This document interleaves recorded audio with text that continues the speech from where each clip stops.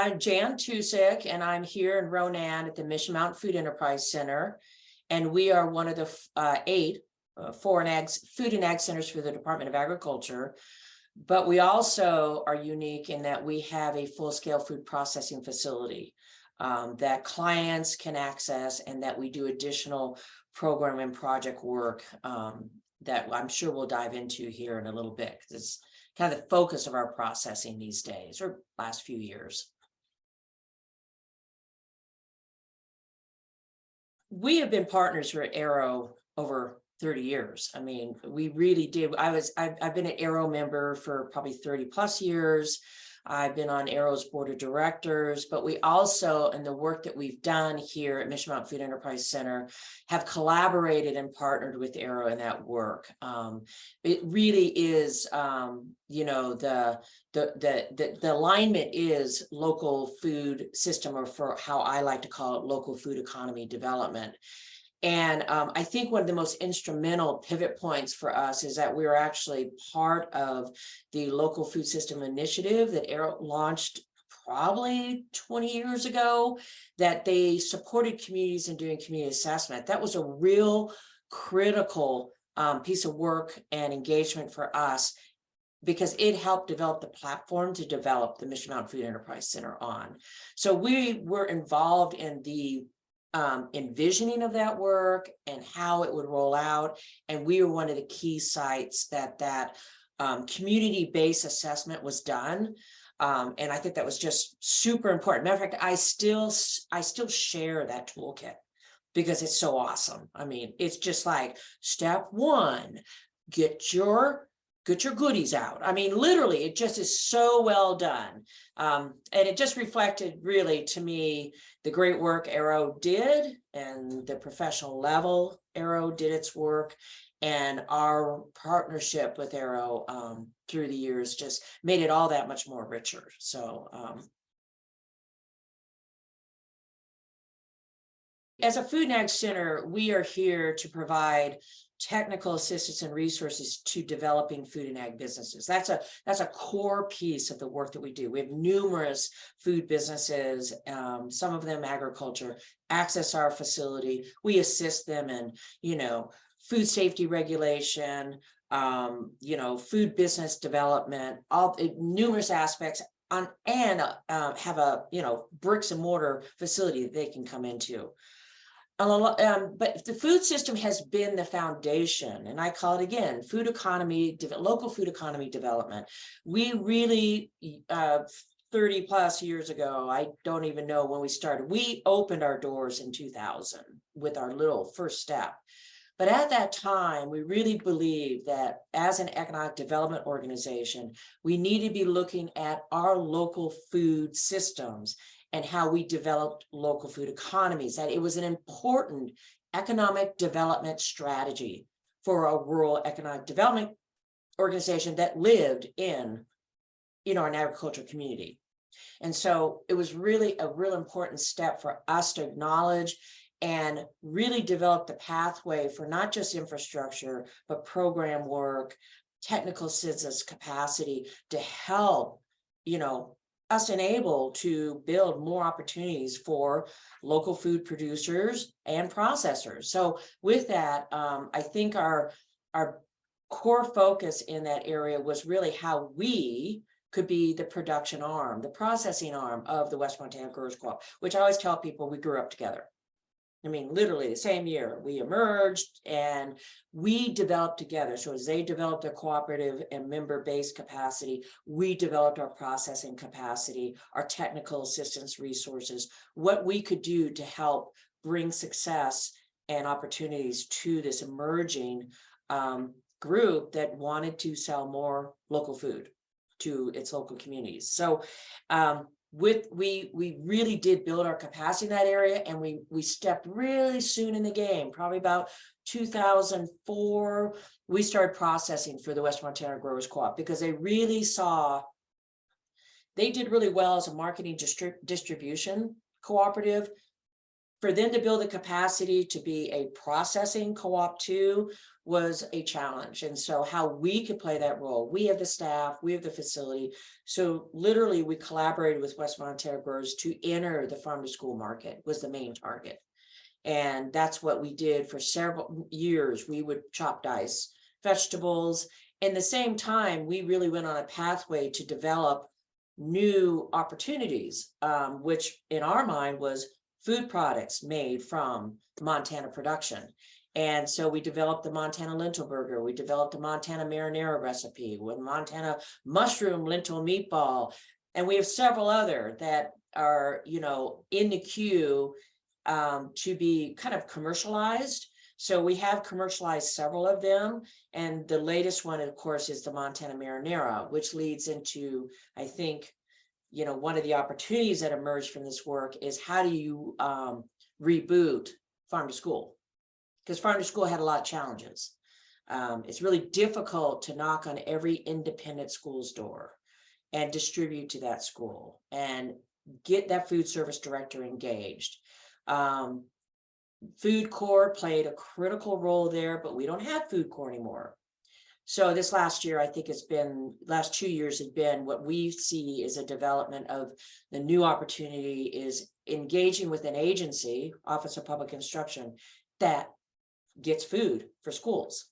So I'll leave it at that. We could talk deeper about that if you want, but that is where we really have discovered how we as a processing facility working with local food producers can produce food products that meet institutional market needs.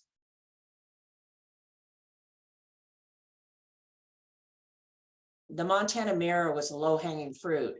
And to engage with a state agency, you have to, what we did for over a year was have those conversations and discussions and formed a relationship with Office of Public Instruction.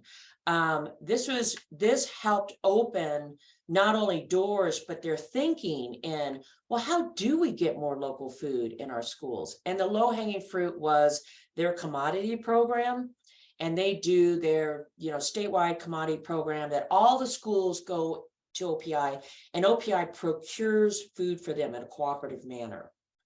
And on that list was diced tomatoes. And so OPI said, well, what if we combine local with a commodity? And what that did was it addressed several challenges. And that's most farm to school or even any institutional pricing. So there seems to be a perceived cost barrier. Now I'm learning more about this as we dive into other institutions because of the Marinara project, that not necessarily is there a cost barrier from all products, but for schools in particular, they do have this cap budget. So with the Marinara, we were able to lower our costs by using what OPI had. But the beauty of it is, the magic was OPI has warehouses and has a trucking system and goes to every school in Montana. And that was it. That was where we went. This is the opportunity that we have to move on, because if we can this is the year, we did a test sample last year, but this is a year where we really are delivering to those schools. And the success will be the excitement the schools got from receiving that marinara and the reorder. And if the reorder is substantially more than what that first order was, we know we're on a path here. And then we can dive in. And that's another thing that we as an economic development organization and as a 501c3 organization, we can do R&D. We can take some risks that a producer or a producer group is challenged to do.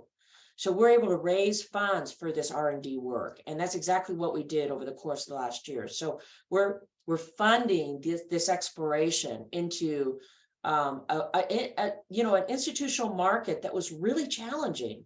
So we're trying to figure it out, and if this works, on how we could use more products in this kind of a OPI portal to schools, and how we could get more Montana food to our schools. Do we have challenges? Absolutely. This is a whole new game for us to do a high level production of a food product And we thought we were on our game, but we had some challenges with some equipment. So we literally ended up hand filling this year, which was not what we projected. We really thought we would have equipment that could do it, and it ended up the equipment that we thought would work did not work. So back to the drawing board, more R&D. What is the piece of equipment? What is the best packaging to use? And we're hoping to dive deeper into shelf stability, because the schools are really wanting a shelf stable product. So what does that look like? And so there's a lot more work for us to do. But again, this is a whole new farm to school approach, and to have that agency, not just as we'll try this, they're an active partner at the table, really committed to make this work. A lot of our work rotates around how we help groups form cooperatives to build a robust food economy. And in that, we've always believed in that sixth principle, which is cooperation. And so I think the Northwest Food Hub Network is a great example of the next step for food economy work is, how do we go regional? How do we collaborate with other food hubs throughout the region to move our regional food around? And in that, there are more and more micro food hubs emerging in Montana. How do we get them to work together and build their capacity to feed their communities? And I think that's the real focus of a lot of these new young food hubs, is they just really want to help feed their communities and with food from their communities. And so how the two align is going to be interesting, but right now we see opportunity in that area of building the capacity of these food hubs, getting them to understand who the producers are, how to procure them. And the biggest challenge in that area is going to be distribution. So it's all out there in front of us, and we're looking at it. The Northwest Food Hub Network is already trying to figure out logistical movements that we can effectively move food. And if they're successful, then that gives these smaller food hubs an opportunity to engage at their local level as we get more and more distribution routes and distributors on board, with the hope that they are as committed to local food system or economy development as the West Montana growers, as Quality Foods, who are those distributors out there that can be partners at the table. And I think that's the thing that's so unique, is like, it's just not business as usual. It is more, you're a partner working together, rather we're doing business together. There's all sorts of terminology, but we're saying a lot about how we work in a value chain coordinated way. And the bottom line of that value is, how do we sustain our family farms? So that the partnerships are broad. Farmers Union is a solid partner in this work. Of course, we're getting more agencies. The Department of Ag is a critical partner through the Food and Ag Development Center Network, but also their work, and they're supporting access work now in the local food procurement assistance program. Hopa Mountain has a whole network of food banks that Bonnie works with that are really interested on diversifying what they do in their pantries, and they want more local. So it's kind of like the world is, you look at all the work we've done to date, but now it's kind of going to a new level, and it's really exciting because I think it brings down to the core, piece of it is, people learned a lot during COVID, and what they learned is what many of us were saying for years about the importance of sustaining our small farms, our family farms, our farming communities, agriculture as a whole, and how we do that successfully by creating local food systems. I think scale is the most important thing to think about. And I'm a real advocate of do some baby steps. really in this assessment, you're going to learn where your resources and you have assets in your community and what are the key challenges. And then you're going to figure out, well, how do we address those challenges? And to do it in a stage, small scale stepping is, I think, really critical as you build your resources to take the next step. So you build off that success. And I've just seen quite a few situations where, they just, the group want to just go for the big bang. And all of a sudden, they didn't have all the tiers under the table and things start wobbling. So you're making sure you really do have, a solid base of community commitment, funding. It's critical. You do your fundraising, you think strategically about who's out there that will support this work. And then the first phase, what that first phase is going to build in the sense of success that you can leverage. I mean, we did that here. We didn't build this overnight. It took us what, 15, 20 years to be where we are. And our first phase was a tiny little kitchen with one kettle. So that would be my advice. And just know that, we're here to help. I share all sorts of resources with, lessons learned. We already have a full-scale food safety program. I send people that program in full. It's huge, but I send it to them so they can get a sense of what does it mean to really operate a facility in the eye of food safety. And then all sorts of other documents and procedures and policies. So we've been sharing those extensively, and that's what we're all about. That's why we're here.